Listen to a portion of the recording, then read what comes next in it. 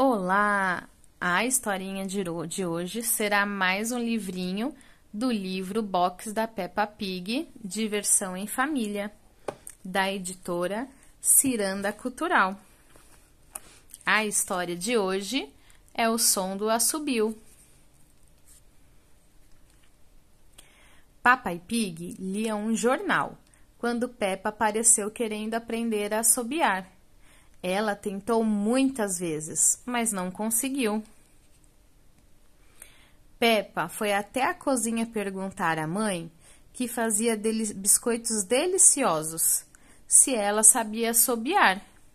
Mamãe Pig assobiou e Peppa ficou desapontada. Depois, ela perguntou para George se ele sabia assobiar. Mais uma vez, Peppa ficou desapontada, pois até o seu irmão conseguia.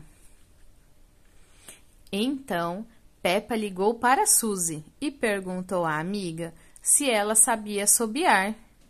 Quando a menina o fez, Peppa desligou o telefone chateada. Preocupada, Mamãe Pig ofereceu a ela alguns biscoitos bem quentinhos.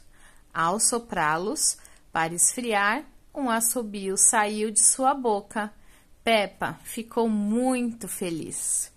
E você, já sabe assobiar? Se vocês gostaram deste livrinho, não esquece de dar um curtir e seguir a gente no nosso canal. Assim, a gente se encontra na próxima historinha, que será Fugindo das Sombras. A gente se encontra lá. Tchau, tchau!